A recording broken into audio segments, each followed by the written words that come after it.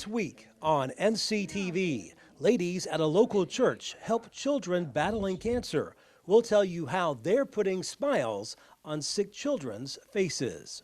Plus, what's better than a hot cup of broccoli chowder on a cold winter day? You can watch both stories each day at 6:30 in the morning and at 12:30 in the afternoon. You can also tune in at 5 and 9 on Monday and Wednesday evenings. Only on NCTV, your best source for local stories about local people.